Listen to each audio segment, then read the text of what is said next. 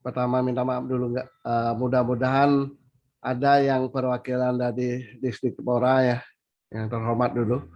Ada perwakilan Distrik Pora, yang terhormat juga para pendamping ya, para pendamping anak didik, pihak guru-guru.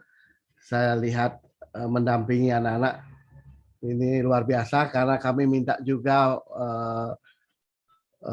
para pendamping bisa mendampingi sehingga anak-anak peserta bisa lebih mantap dalam mengikuti ini. Terima kasih, selamat siang, salam jumpa. Kami dari Lembaga Sertifikasi Profesi LSP TIK Triatma Kompetensi. Dalam hal ini kami hadir berdua, saya sendiri sebagai ketua, nama saya Agus Haryanto, saya ketua LSP TIK Triatma Kompetensi, didampingi oleh manajer sertifikasi. Karena proses pelaksanaan sertifikasi itu yang paling bertanggung jawab terhadap kegiatan ini adalah manajer sertifikasi, yaitu Bapak Bayu Kandu Keswara, sarjana komputer. Oke, terima kasih Pak Bayu. Baik, kami akan mencoba dulu memperkenalkan LSP. Presentasi.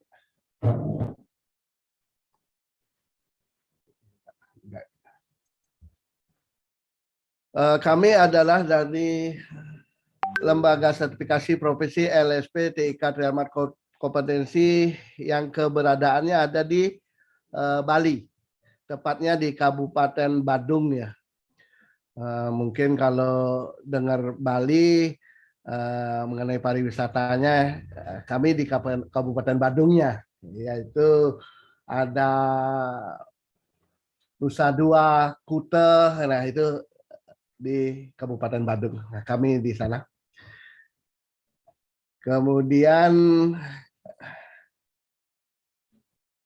nah ini kami, ya, kami sebagai ketua, kami juga sebagai bergerak di sistem manajemen mutu LSP, asesor kompetensi, asesor lisensi. Nah, perbedaannya asesor kompetensi melakukan asesmen, kalau asesor lisensi melakukan audit. Kalau lead asesor kami sebenarnya persyaratannya kalau lembaga sertifikasi itu ketua atau direkturnya minimal harus lead asesor. Auditor ini adalah melakukan audit ya, audit di lembaga kami di pariwisata juga. Baik, mohon adik-adik, ini alamat kami ya, HP-nya 0821 4433 6600. Emailnya boleh di sini. agus@lsptik-mintricom.com. Ini langsung ke email pribadi saya. Tapi kalau ke emailnya LSP, Agusnya diganti pakai info ya, info@lsp.tik Triatma Kompetensi. Silakan nanti adik-adik kalau mau komunikasi lewat saya langsung, silakan. Kalau ada nanti yang belum kelewatan atau belum jelas, silakan. Bisa juga nanti sama Pak Bayunya ya. Ini alamatnya LSP Trikom, Trikomnya di Dalung, Kuta Utara ya, di Kuta Utara kita. Ini tentang BNSP, kita nggak akan bicarakan karena waktu nanti mudah-mudahan waktu pembukaan di Gorontalo nanti kita sampaikan. Nah ini sedikit aja mengenai organnya LSP ya. Organ LSP itu ada dibagi dua dia, Dewan Pengarah dan pelaksana. Dewan Pengarah ini biasanya yang mendirikan, siapa mendirikan LSP. Nah, LSP itu ada 3 jenis, P1, P2, P3. Tapi kita tidak menyinggung yang lain, kita menyinggung hanya LSP P3, LSP TIK, Triatma Kompetensi. Nah, berarti LSP P3 itu harus didirikan oleh oleh asosiasi atau perkumpulan profesi ataupun industri. Profesi ataupun industri. Nah, kebetulan LSPTK ini didirikan oleh asosiasi profesi, yaitu perkumpulan programmer yang mendirikan LSP ini. Kemudian di bawahnya itu ada pelaksana. Ada pelaksana. Nah, pelaksanaan ini terdiri dari ketua atau direktur, didampingi 3 manajer. Manajer mutu, yaitu bagian bagaimana menjamin bahwa proses sertifikasi itu berjalan sesuai dengan standar. Itu manajemen mutu. Kemudian ada manajer administrasi dan keuangan. Nah, manajer ini adalah bertugas mendukung proses kegiatan atau sertifikasi di LSP. Kemudian yang terakhir adalah manajer sertifikasi. Nah, manajer sertifikasi inilah yang bertanggung jawab terhadap proses sertifikasi, mulai dari pendaftaran sampai keluarnya sertifikat kompetensi. Nah, ini prosesnya itu adalah manajer sertifikasi yang bertanggung jawab. Nah, mengenai pelaksanaannya apa harus sesuai standar, itu manajer mutu. Nah, didukung oleh keuangan dan administrasinya yang benar, itu adalah didukung oleh administrasi. Itulah organ dari LSP.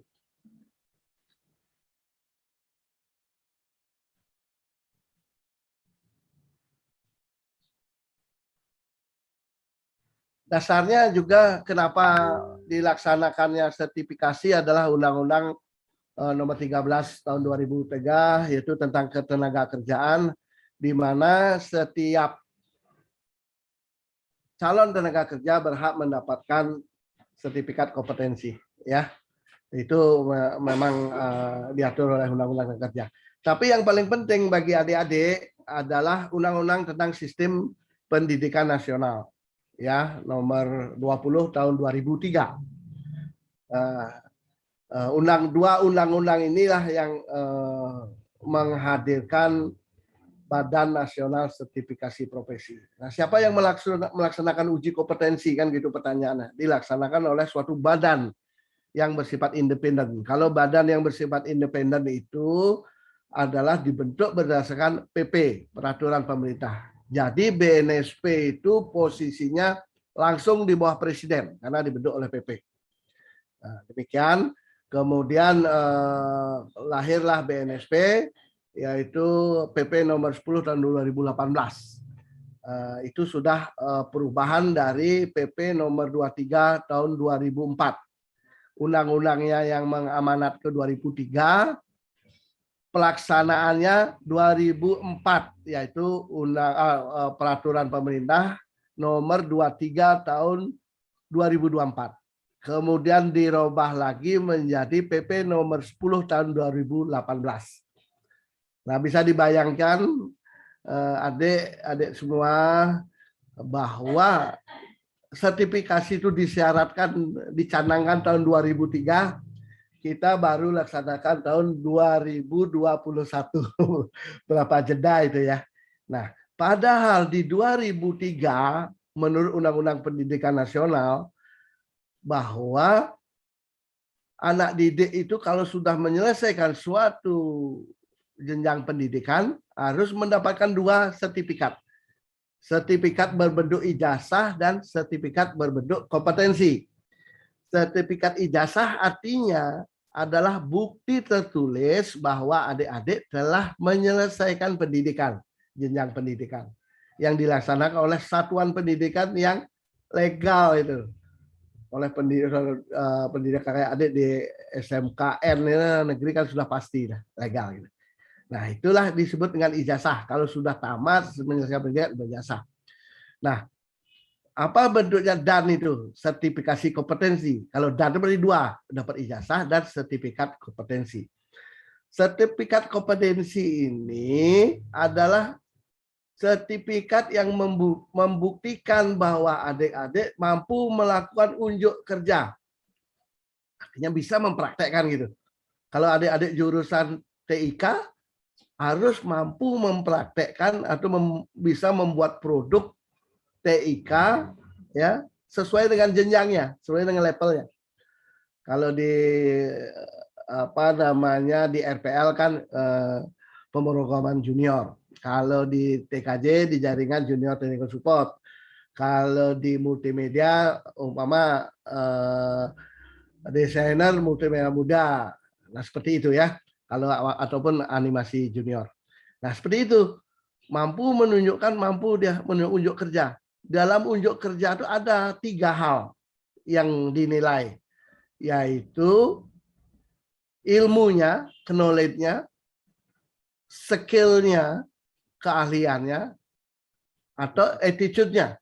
Attitude-nya ada sikap kerjanya. Adik-adik boleh pinter, boleh ahli, tapi kalau attitude-nya kurang, umpama dikasih tugas, dia baru selesaikan baru 80%, 20% tidak dikerjakan.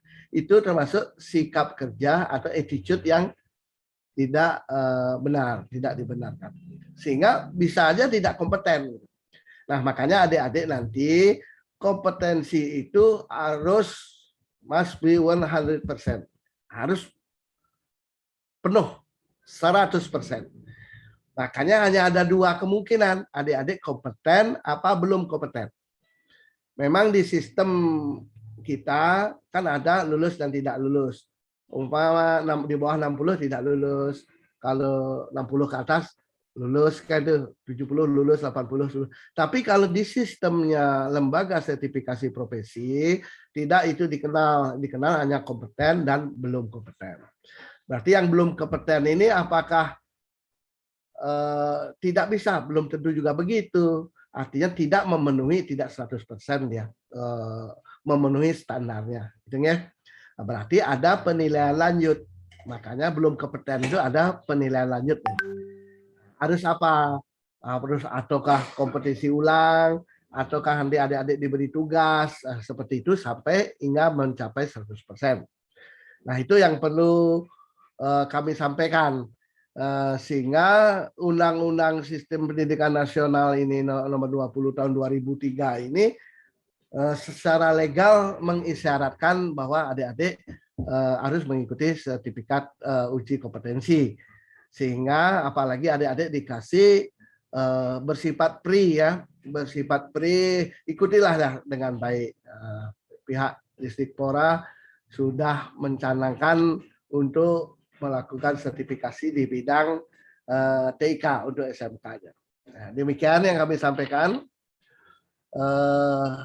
Nah, sekarang sedikit, kenapa sih kok kita harus mengikuti sertifikasi? Satu, terutama bagi adik-adik, yaitu membantu adik-adik meyakinkan nanti kalau masuk ke dunia kerja, melamar pekerjaan, itu adik-adik dengan sertifikat kompetensi ini mampu meyakinkan pihak user atau pihak industri itu bahwa adik-adik memang bisa atau mampu bekerja dan terlatih dan kompeten seperti itu.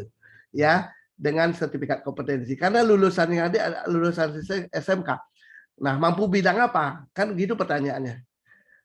Saya mampu di jaringan, saya mampu di program, saya mampu di multimedia, kan begitu.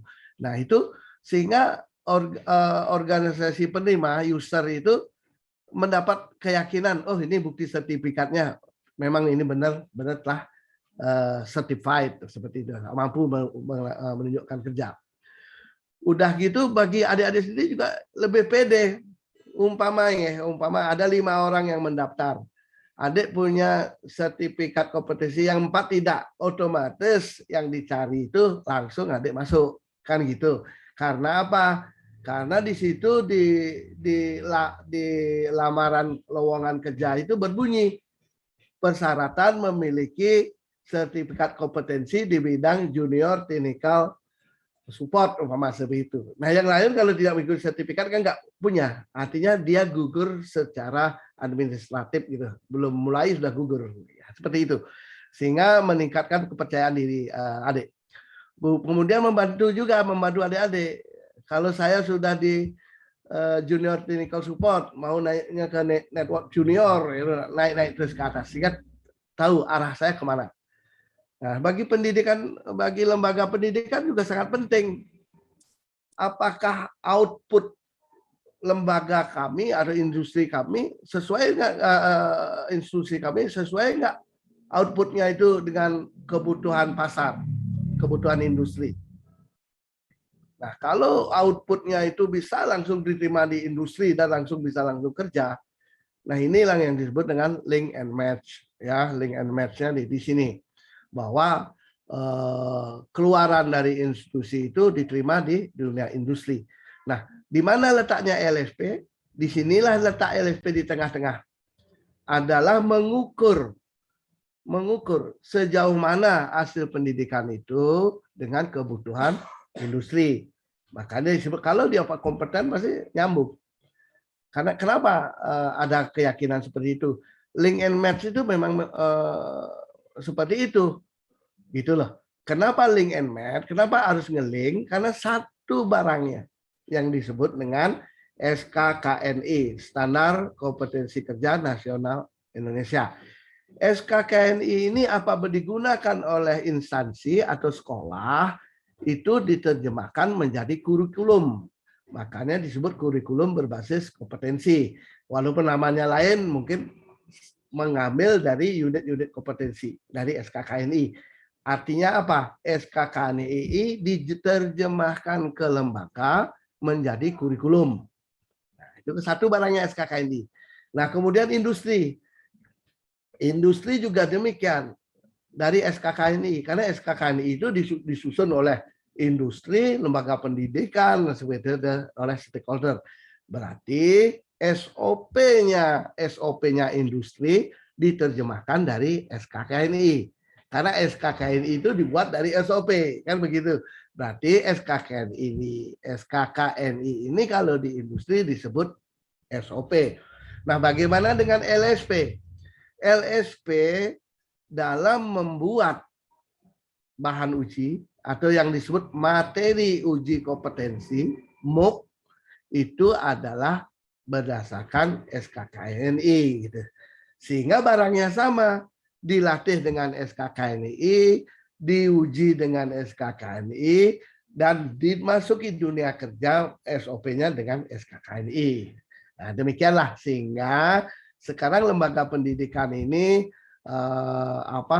diminta ngeling langsung ke industri, ke yang disebut dengan Induka itu ya. Dengan Induka langsung ngeling ke industri sehingga kebutuhan industri seperti apa. Nah, inilah yang kita lakukan sekarang, yaitu melakukan assessment sesuai dengan peta okupasi. Peta okupasi ini adalah petanya teknik informasi kompetensi sudah dipetakan bahwa untuk anak SMK ada di level 2 gitu. Ya, demikianlah yang perlu kami sampaikan kenapa uji. Nah, sedikit tambahan. Proses sertifikasi ini bagaimana? Biar adik-adik nggak bingung, proses sertifikasinya dimulai oleh pengajuan permohonan untuk melakukan uji. Buktinya apa?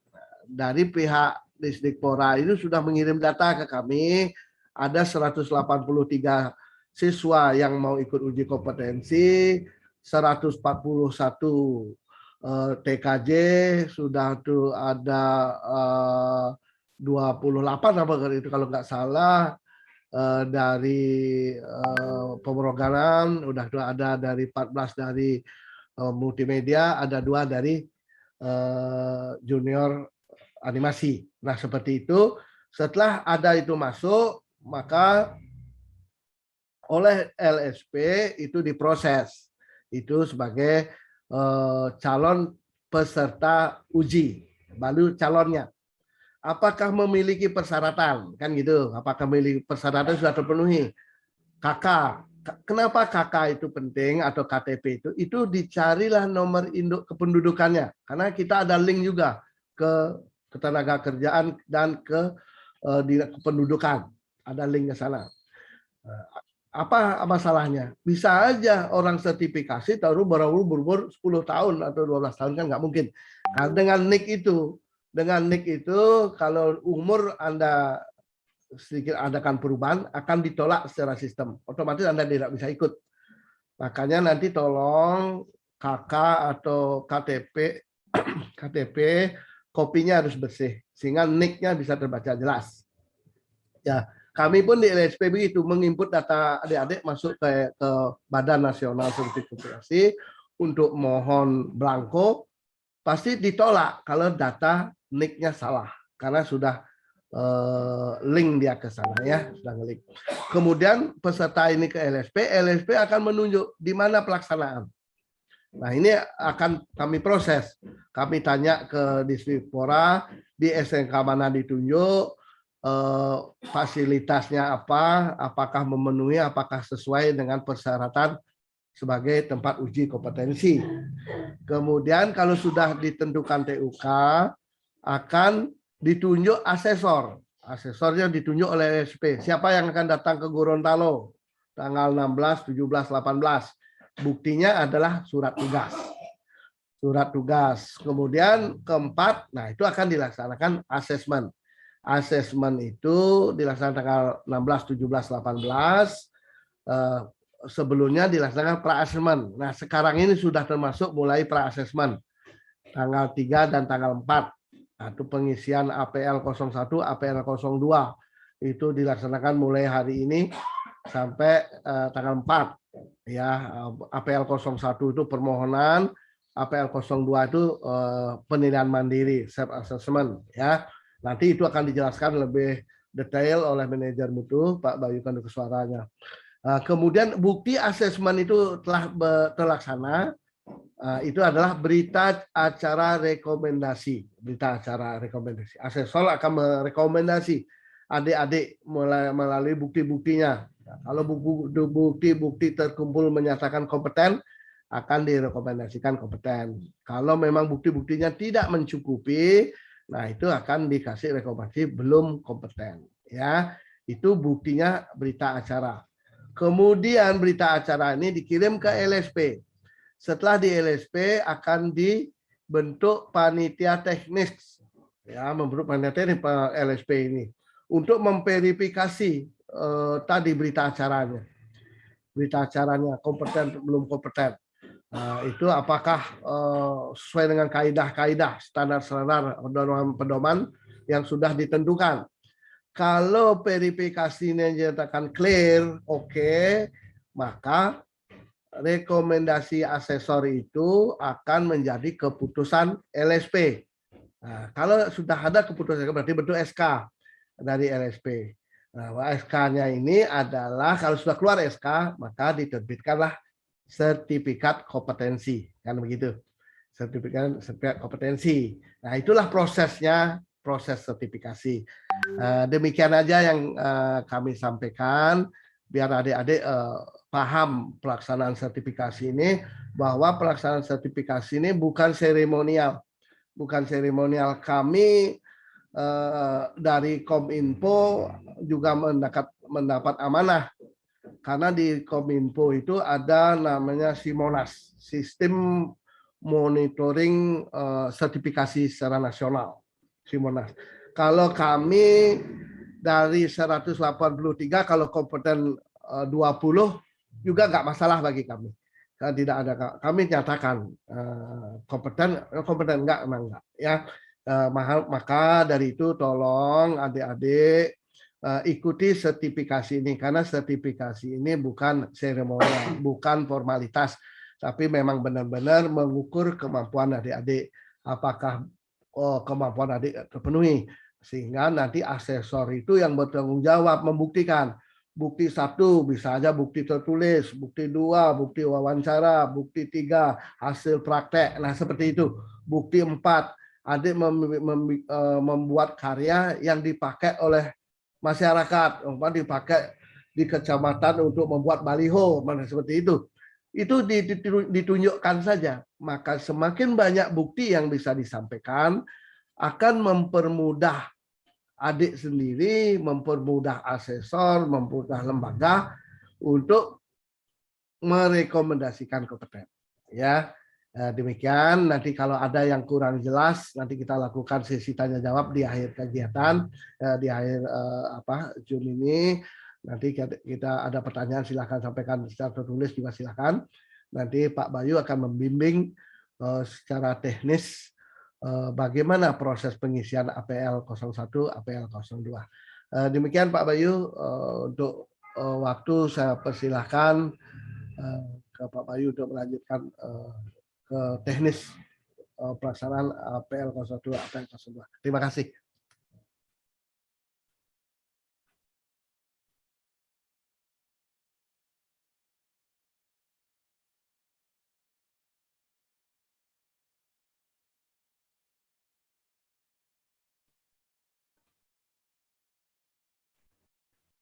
Baik, terima kasih Pak Ketua.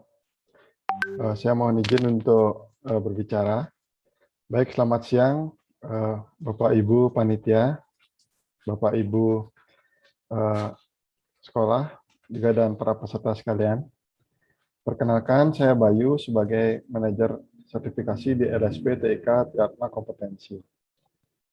Baik, langsung saja sesuai dengan arahan Pak Ketua, saya akan menyampaikan proses pengisian APL 01 biodata dan APL 02 penilaian mandiri.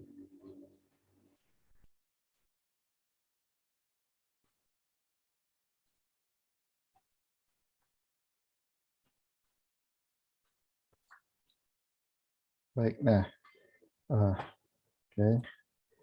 Yang pertama, perlu saya sampaikan terlebih dahulu untuk para peserta yang akan mengikuti uji kompetensi pada tanggal 16, 17, 18 November.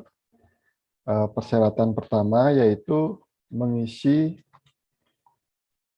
formulir ini, APL 1 dan 2. Dan kelengkapan yang lain saya sampaikan di kolom chat. Baik, sebentar. Ya, silakan dilihat di kolom chat masing-masing. Wajib membawa satu map tiap peserta, jadi di map tersebut sudah berisi di dalamnya. Ada fotokopi KTP. Jika tidak mempunyai KTP, boleh fotokopi KK. Lalu surat keterangan dari sekolah telah menyelesaikan pendidikan. Jadi karena sertifikat kelulusan belum keluar, jadi cukup surat keterangan saja dari sekolah. Kemudian pas foto berwarna, ukurannya 3x4, latar belakangnya warna merah. Kemudian fotokopi ijazah pendidikan terakhir, misalkan SMP. Lalu fotokopi sertifikat pendukung, ini sifatnya opsional. Sertifikat pendukung ini boleh berupa sertifikat telah mengikuti PKL atau magang, atau juga sertifikat kursus bisa juga. Kemudian formulir APL 01 yang selanjutnya akan kami jelaskan, yang sudah diisi dan ditandatangani ya dengan tulis tangan oleh calon peserta. Baik, jadi harapannya sewaktu hadir di lokasi uji kompetensi pada hari H, nanti setiap peserta membawa satu map. Dan di map tersebut juga covernya silakan ditulis nama lengkap dengan jelas. Dan di dalamnya terisi semua yang kami sampaikan barusan ya.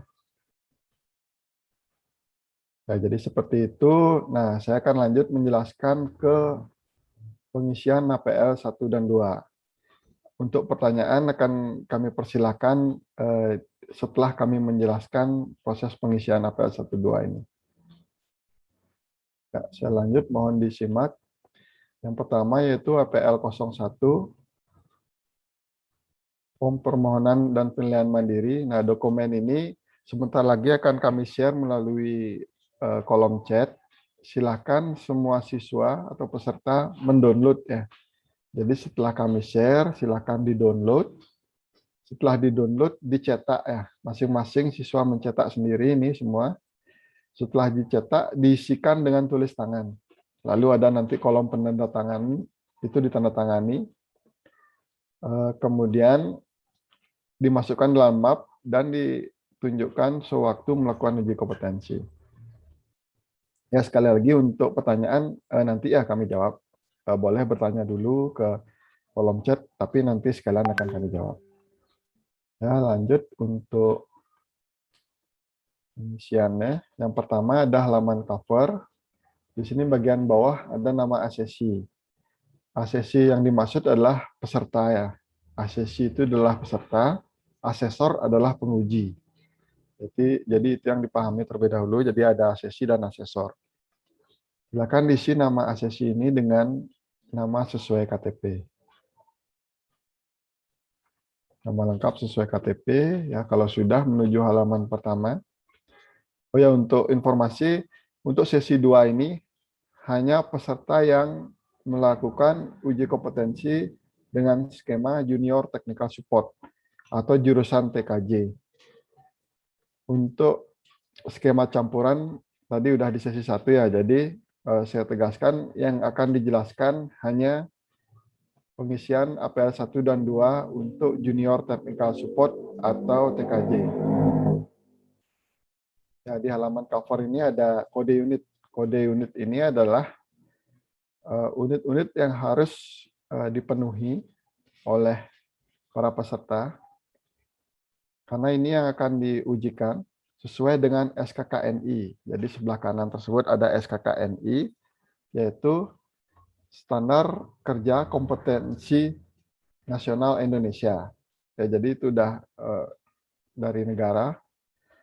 Jadi kami sebagai LSP dan asesor sebagai terusan tangan untuk melaksanakan materi ini sesuai arahan dari pusat atau BNSP. Baik, langsung saja ke halaman yang pertama. Di sini ada form APL 01 yang mohon disimak ya supaya semuanya paham dan terisi dengan baik. Yang pertama yaitu data pribadi. Nama lengkap silakan diisikan. Ini boleh tulisan kapital atau campur, yang penting jelas.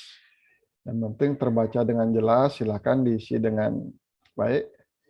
Tempat dan tanggal lahir sesuai KTP, wajib diisi juga. Jenis kelamin wajib. Kebangsaan diisikan dengan Indonesia. Alamat rumah silakan diisikan. Nomor HP ini wajib ya, karena pastinya setiap orang sudah punya nomor handphone. Nomor telepon rumah ini tidak wajib, jadi opsional. Kalau misalkan tidak mempunyai telepon rumah, ini bisa dikosongkan. Email ini wajib, karena setiap orang yang sudah menggunakan smartphone pasti punya email. Ya, wajib diisi. Kalau kantor ini opsional, boleh kosong. Lalu pendidikan terakhir, kalau belum mempunyai sertifikat kelulusan, sertifikat SMK, jadi diisikan aja pendidikan terakhirnya SMP. Lalu data pekerjaan sekarang, bagi yang sudah bekerja, boleh dimasukkan identitas data pekerjaannya. Jadi nama perusahaannya di mana, jabatannya sebagai apa, alamatnya di mana. Tapi bagi yang belum bekerja, boleh memasukkan nama sekolah saja. Jadi nama lembaga misalkan SMKN 1 Gorontalo boleh dipakai. Jabatan sebagai pelajar. Sebagai pelajar, baik. Lanjut ke bagian 2, data sertifikasi. Nah, di sini ada tujuan assessment. Ada sertifikasi dan sertifikasi ulang. Silakan dicentang bagian sertifikasinya. Karena ini sertifikasi untuk pertama kalinya. Silakan dicentang. Lalu lanjut ke bagian paling bawah. Nah, ini bagian bukti kelengkapan pemohon ini kan diisikan pihak LSP setelah memeriksa dokumen yang disertakan dalam map. Jadi para peserta cukup mengisikan kolom pemohon. Jadi nama ini diisikan dengan nama lengkap, kemudian tanda tangan, dan tanggal silakan diisikan tanggal permohonan, bukan tanggal uji ya. Tanggal permohonan ini silakan disepakati tanggal 4 November 2021. Jadi semua siswa atau peserta wajib mengisikan tanggal 4 November 2021 ya, supaya untuk keseragaman. Baik, admin LSP ini silakan dikosongkan karena diisikan oleh pihak kami. Selanjutnya, nah untuk APL 01 itu saja, cukup. Nah, kalau ada pertanyaan, silakan di kolom chat langsung disampaikan, mumpung masih ingat mungkin. Tapi tetap untuk jawaban akan di akhir sharing ini akan kami sampaikan. Oke, lanjut ke APL 02. Di sini ada nama peserta, silakan diisikan nama masing-masing. Diisikan nama lengkap sesuai dengan KTP. Nama asesor dikosongkan. Karena akan dibagikan nanti setelah besok ya, setelah jadwal itu muncul. Ya.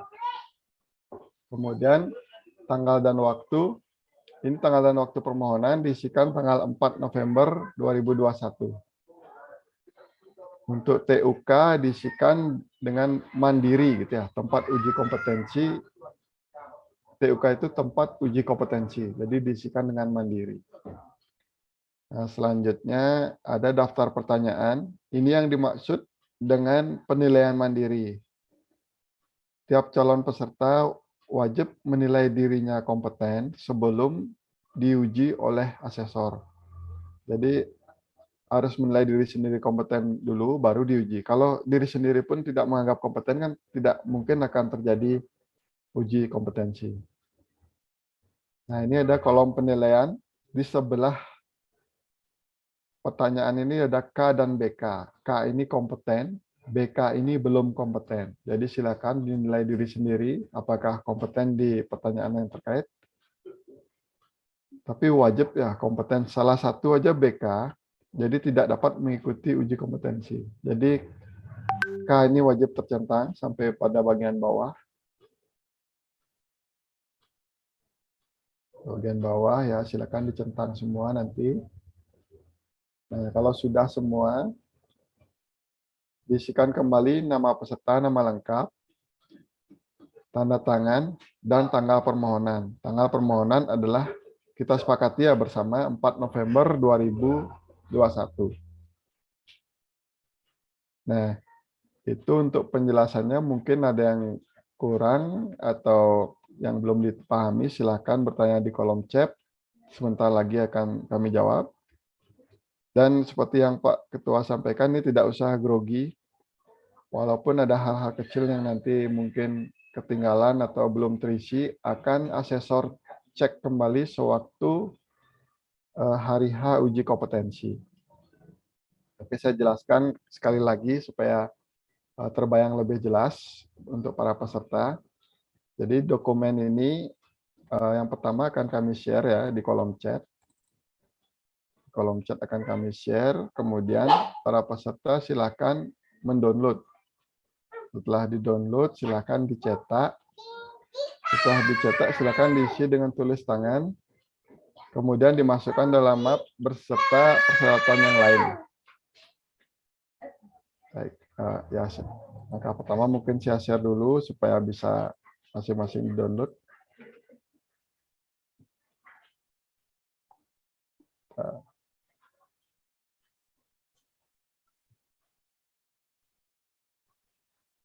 Nah, saya meng-share dua file yaitu APL 01 dan 2 dan SKKNI. SKKNI ini adalah penjelasan detail mengenai tiap unit kerja yang ada di dokumen APL 1 dan 2. Jadi di sini dijelaskan lebih rinci mengenai misalkan apa yang dimaksud dengan merancang topologi jaringan supaya tidak miskomunikasi. Silakan ini dibaca. Jadi pemahaman-pemahaman ini yang harus dikuasai oleh para peserta. Baik, kalau sudah mengisi, artinya sudah mendownload, mencetak, mengisi, dan melengkapi dalam sebuah map, kemudian di hari H ujian, misalkan seorang peserta mendapat tanggal 16. Ya, jadwal ini sekali lagi besok akan kami bagikan. Apakah seorang peserta ini mendapat tanggal 16, 17, atau 18. Yang jelas ujian akan berlangsung pagi. Pagi sampai sore ya. Ya, pagi sampai sore. Kemungkinan jam 8 atau jam 9 itu besok kami pastikan. Jika sudah datang di lokasi, itu dimohonkan tepat waktu yang pertama. Jadi tiap peserta sudah membawa dokumen yang sudah dalam map. Lalu masing-masing kelas maksimal 20 orang yang diisi oleh 1 atau 2 asesor. Nah, kemudian setelah di kelas akan melakukan absensi terlebih dahulu, lalu mengisikan, memeriksa kembali dulu APL 1 dan 2 apakah sudah benar. Lalu asesor akan membagikan MOOC atau materi uji kompetensi. Itu yang akan diarahkan oleh asesor untuk diisikan oleh para peserta. Kemudian dalam MOOC tersebut ada 3 jenis ujian, seperti yang Pak Ketua sampaikan, yaitu yang pertama adalah tes tulisan. Jadi silakan dijawab pertanyaannya berupa tulisan sesuai dengan waktu yang diberikan. Yang kedua ada tes wawancara. Tes wawancara ini asesor akan menggali pemahaman dari tiap-tiap peserta ya melalui tanya jawab. Jadi tanya jawab dilaksanakan berbarengan, misalkan 4 ACC sekaligus. Jadi 3 ACC yang lain bisa sambil mendengarkan temannya bagaimana proses menjawab. Jadi di sana saling dapat bertukar ilmu juga selain melakukan ujian. Nah, setelah wawancara selesai, yang terakhir adalah praktek. Jadi praktek ini diharapkan setiap peserta sudah membawa tugas yang sudah diinformasikan besok ya, baru diinformasikan tugas apa yang harus dibawa. Jadi sewaktu ujian tidak ada pengerjaan tugas, yang ada hanya demonstrasi tugas. Jadi tugasnya sudah dibawa, nanti didemonstrasikan ke asesor, kemudian asesor akan menggali dari tugas tersebut, misalkan dipertanyakan bagaimana mekanismenya, lalu misalkan diubah sedikit, apakah bisa menjawab ACC tersebut gitu. Jadi detail tugas akan kami sampaikan besok.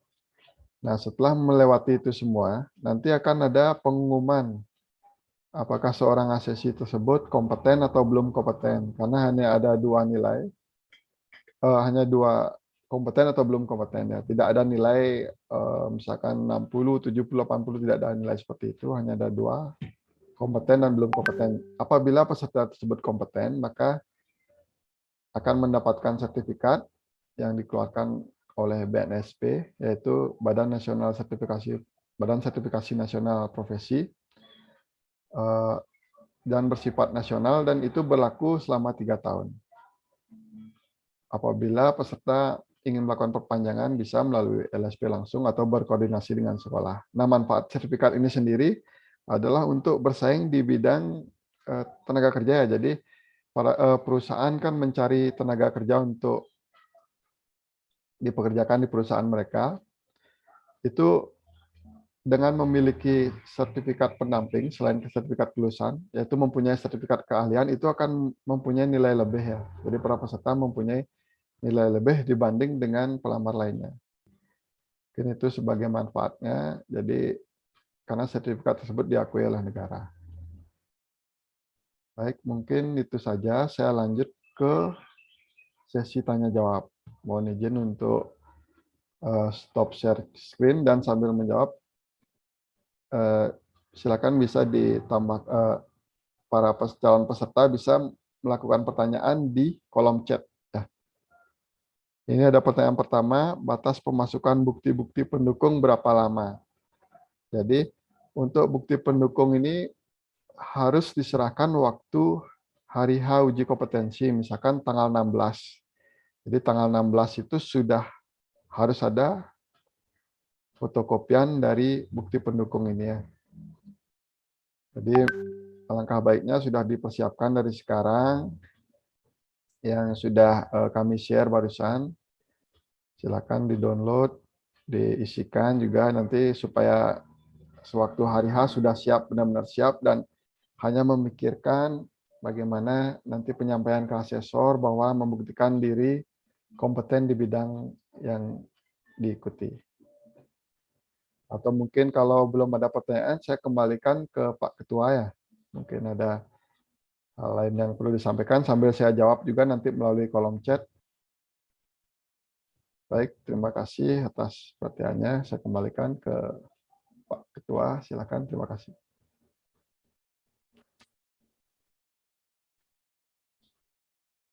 Baik, terima kasih Pak Bayu. Ya, mudah-mudahan jelas ya, sangat clear. Tapi sambil berjalan, kita masih ada waktu, silakan sambil kita tanya jawab. Mungkin para pendamping ada pertanyaan, mungkin biar kita bisa nanti share ke anak-anak. Atau mungkin dari panitia ya, kami maaf tidak bisa mendeteksi keberadaan panitia, atau mungkin dari Disdikpora yang terhormat, kalau ada yang mewakili silahkan kita berbagi ya, supaya kegiatan kita lebih memperkecil error lah. Silakan kalau ada, kami persilahkan.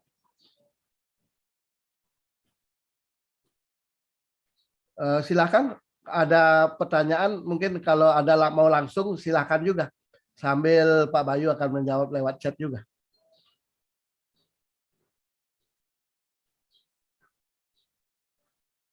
Berarti udah clear ya untuk pelaksanaannya. Coba saya review lagi bahwa pelaksanaannya itu tanggal 16, 17, 18. Masing-masing anak akan diberikan jadwalnya, mungkin besok akan di-share oleh Pak Bayu. Yang jelas satu peserta lama uji kompetensinya itu adalah sehari, jam 8 pagi mulai, sampai selesai ini biasanya jam 4 lah udah selesai. Tapi kalau saya melihat adik-adik itu alatnya begitu bagus ya, saya yakin mungkin lebih cepat ya, karena uji kompetensi itu sifatnya tidak masing-masing peserta jangan nanti ada punya perasaan, oh dia kok cepat saya kak lambat, itu jangan, karena metodologi yang dipakai itu adalah berbeda-beda sesuai dengan portofolio yang dibaca oleh penguji, oleh asesor, demikian. Silakanlah mungkin kalau ada dari pendamping, kalau dari adik-adik silakan, kita terbuka aja ya. Adik-adik nggak usah tegang, kami di sini hanya datang untuk membantu memberikan keyakinan atau bukti bahwa adik-adik kompeten di bidang skema yang adik-adik pilih. Silakan. Sekaranglah kesempatan bertanya, jangan ragu nanti. Oleh Pak Bayu tadi sudah dijelaskan juga bahwa pra-assessment ini penanggalan tanggal APL 1, APL 2 itulah disepakati tanggal 4 November 2021. Ya, jangan sampai ada yang salah. Tanggal pra-assessment tanggal 4 November 2021. Kalau tanggal ujinya disesuaikan dengan jadwal uji masing-masing peserta. Ada yang tanggal 16, ada yang 17, ada yang 18. Ya, nggak seragam nanti. Ada yang dapat hari pertama, hari kedua, hari ketiga. Silakan, ada pertanyaan? Ayo, saya ingin dengar ada suara dari adik-adik. Tes. Ya, silakan. Mohon izin Pak, bisa kedengaran suara saya? Oh, dengan jelas Pak. Oh ya. Terima kasih Pak. Assalamualaikum warahmatullahi wabarakatuh. Selamat pagi. Saya pendamping dari Sekolah SMK Negeri 1 Marisa. Ada beberapa hal yang ingin saya tanyakan. Yang pertama, untuk kami sampaikan dulu, sekolah kami ini berada di ujung sebelah barat dari Provinsi Gorontalo. Jadi jelas kami akan ke kota Gorontalo atau ke tempat uji kompetensinya. Itu di sana mungkin kami akan butuh tempat juga. Jadi kami minta solusi mungkin dari panitia yang pelaksana, kira-kira untuk anak-anak bagaimana tempat tinggalnya atau bagaimana bisa dipikirkan bersama. Kemudian yang kedua Pak, untuk peralatan yang digunakan oleh adik-adik atau anak-anak kita ini, itu kami mohon infonya secara teknisnya bagaimana.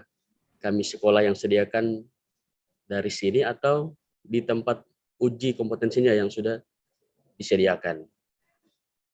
Jadi itu saja Pak pertanyaan dari saya selaku pendamping. Atas kesempatannya kami ucapkan terima kasih. Baik, terima kasih. Maaf Pak dengan Bapak Oh, iya. siapa? Ya. Pak Dadang. Pak Dadang. Ya. Baik, Pak Dadang, terima kasih. Tapi mohon maaf dulu kami karena kami sebenarnya hanya sebagai pelaksana sertifikasi, Pak ya.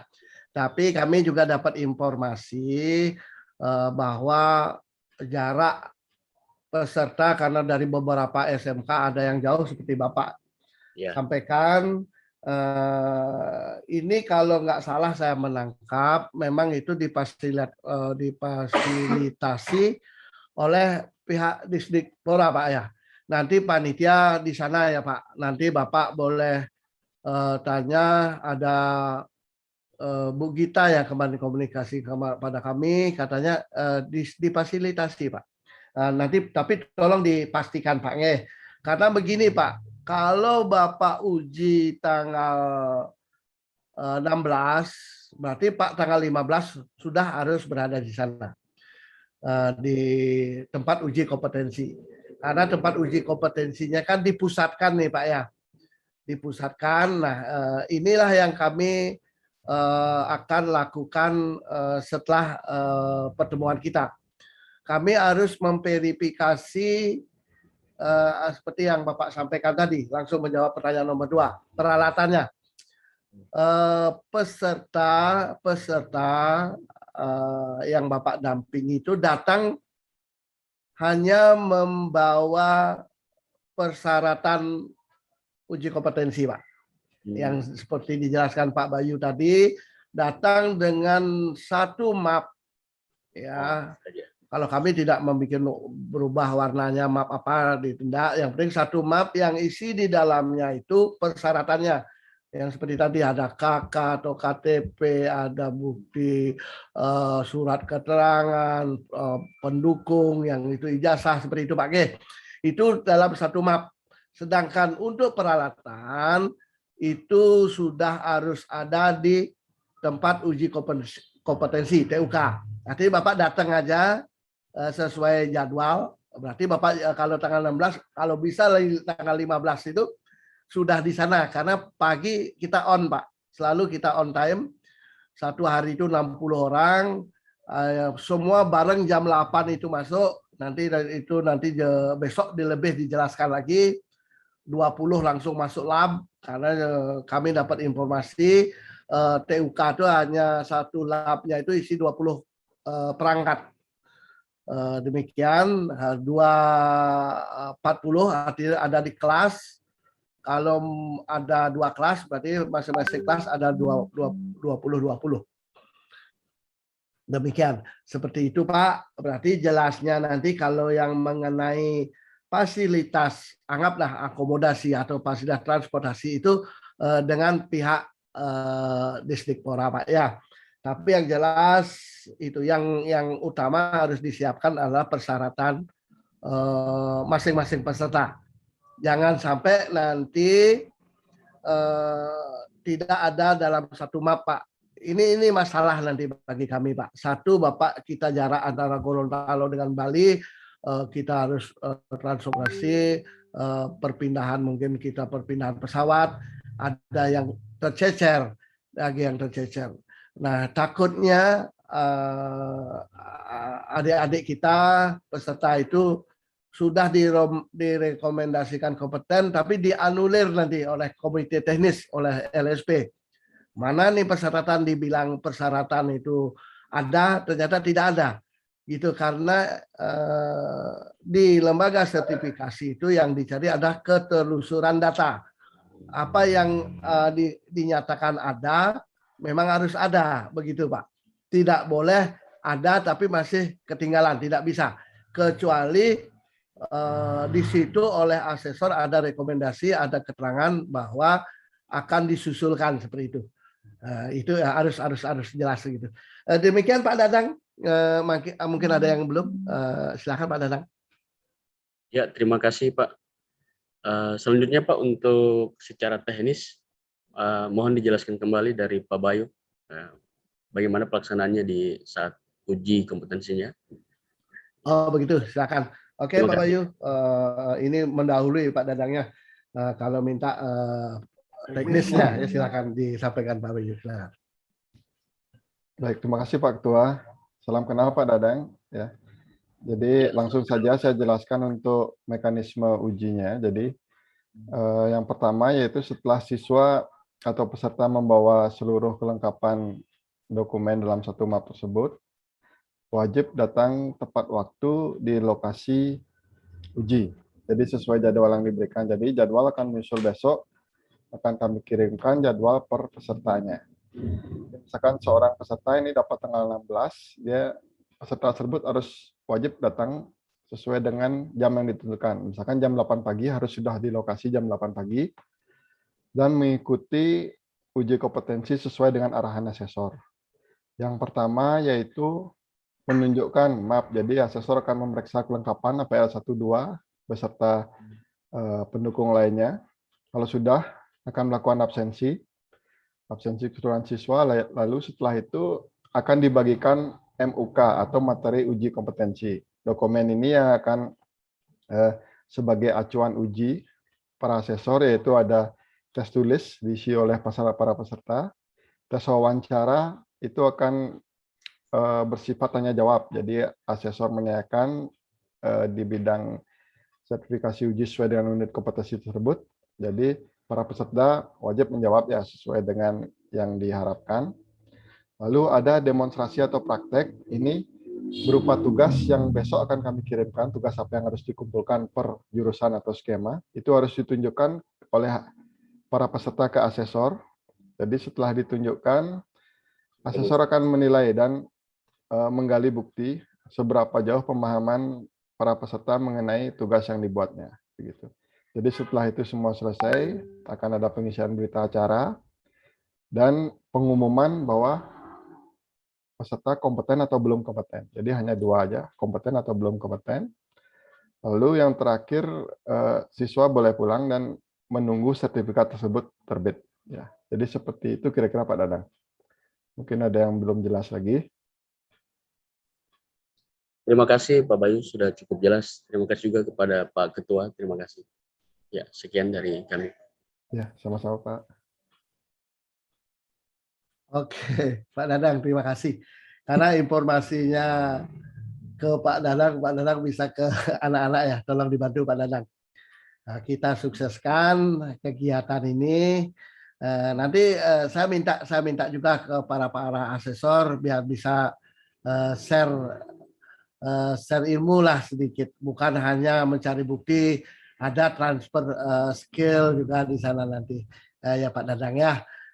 Kita harapkan supaya manfaat sertifikasi ini betul-betul dirasakan oleh anak-anak. Sehingga anak-anak merasa yakin saya ikut sertifikasi ini bukan formalitas. Saya ikut sertifikasi ini bukan abal-abal gitu. Oke, Pak Dadang terima kasih. Mungkin ada yang lain, maaf ada panitia nggak di sini ya? Ada panitia yang ada hadir nggak di sini? Nggak ada ya? Atau mungkin sudah cukup karena kita besok kita jumpa lagi. Kalau hari ini masih ada yang belum clear, kita clearkan lagi besok. Nah, seperti yang disampaikan oleh Bapak Bayu, yang APL itu yang bisa diisi dulu. Kalau yang masih ragu, nggak usah diisi. Nah, mengenai bukti-buktinya itu, bukti-buktinya itu biar asesor yang mengisi. Yang penting adik-adik isi mengenai seperti data dirinya. Kalau nama pasti adik tahu, gendernya pasti tahu, laki apa perempuan, alamatnya di mana. Yang paling penting HP ya, nomor HP-nya saya kira adik-adik semua punya nomor HP. Kedua adalah email, karena lewat HP dan email inilah nanti ada dilakukan surveillance gitulah, sehingga adik-adik memperpanjang sertifikat. Kalau sudah pernah ikut surveillance, oh saya sudah surveillance di survei tanggal sekian, nah, berarti kita bisa terbitkan sertifikat tanpa melalui proses uji lagi, gitulah. Kita bisa wawancara sedikit, apalagi sudah pernah ikut surveillance, ya. Kami jamin bahwa LSP itu kami ada ini memang betul-betul untuk mendukung adik-adik semua. Itu aja tujuan kami, tidak mempersulit. Adik-adik tidak boleh tegang. Adik ada posisinya dalam keadaan rileks, sehingga dalam mengikuti sertifikasi ini bisa berjalan dengan lancar. Kalau adik-adik tegang, mau menulis angka tapi adik-adik menulis huruf, usahakan tidak seperti itu. Karena kalau di hasil uji, kalau di hasil bukti itu dilihat banyak coretan, banyak ada stipo, kalau asesor di lapangan bisa memahami. Tapi kalau di LSP, di komite teknis, kami punya tim, persyaratan tim itu tidak boleh yang ikut menguji. Berarti ada orang lain yang akan memeriksa. Nah, disinilah kalau adik banyak-banyak coretan, banyak-banyak stipo, banyak-banyak penghapusan, nah itu akan diragukan. Nah, bisa aja dianulir, adik-adik sudah dinyatakan kompeten oleh asesor, kemudian oleh LSP, kemudian dianulir menjadi belum kompeten. Nah, seperti itu yang kita hindari. Adik-adik tenang aja, rileks, ikuti panduan. Kalau asesor lagi bicara didengar, sehingga tidak ada pengulangan pertanyaan seperti itu. Mungkin ada pertanyaan sebelum kita tutup. Kalau adik-adik tidak ada pertanyaan, berarti kesimpulan kami bahwa adik sudah clear dengan penjelasan dari Bapak Bayu Kandikswara tadi. Silakan, saya kasih kesempatan kalau ada pertanyaan, silakan. Ya, silakan yang naikkan tangan lemes atau mau bertanya.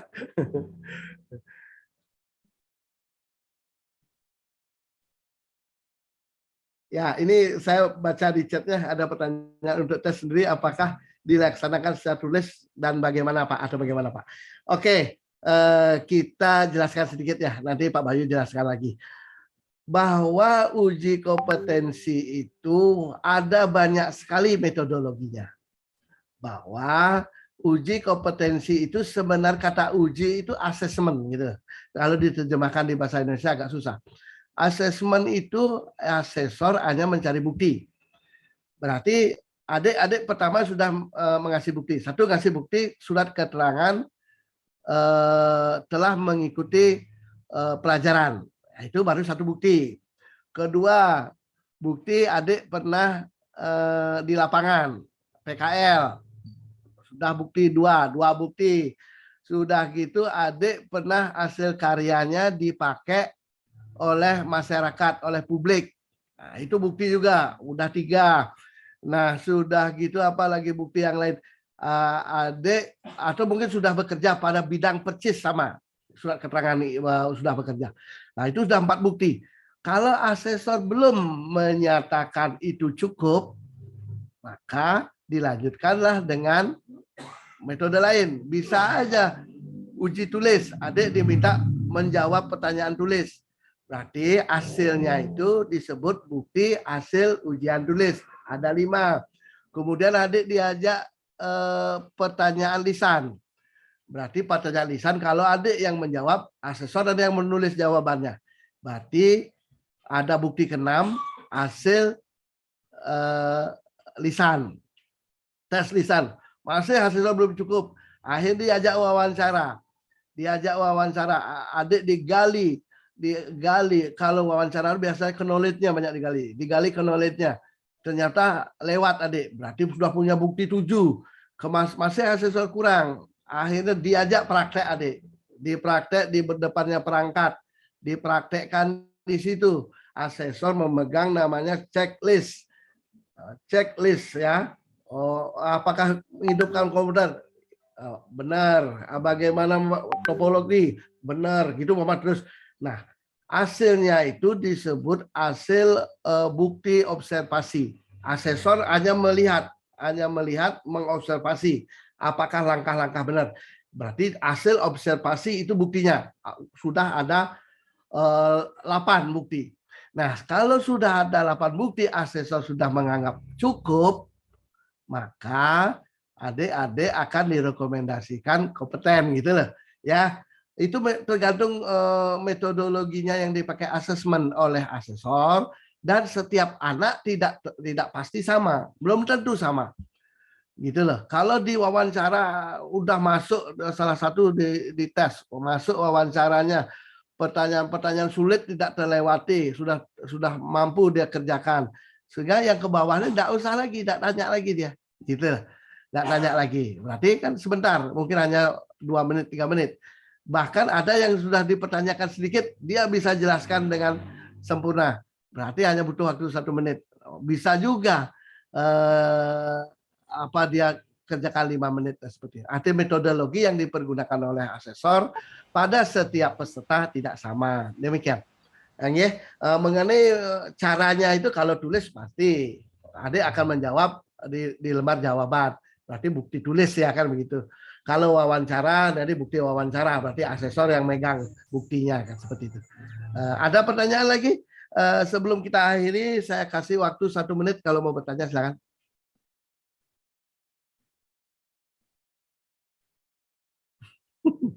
Nggak ada pertanyaan? Baik, terima kasih. Selamat siang. Karena waktu sudah cukup dan adik-adik juga sepertinya sudah memahami. Mudah-mudahan memang seperti itu. Silakan nanti di-download, seperti katakan Pak Bayu, nanti diisi yang yakin Anda benar. Kalau belum yakin silakan telepon, silakan email. Alamatnya Pak Bayu juga sudah sampaikan tadi ya. Untuk para pendamping kami mohon tolong dibantu Pak atau Ibu, bisa dibantu anak-anak untuk lebih memantapkan menjelaskan ke para anak didik. Kalau memang ada panitia dari Dispora, kami ucapkan selamat siang Bu, cukup sampai di sini dulu karena besok lebih teknis lagi. Kami harapkan bahwa tanggal 4 itu sudah tidak ada problem lagi.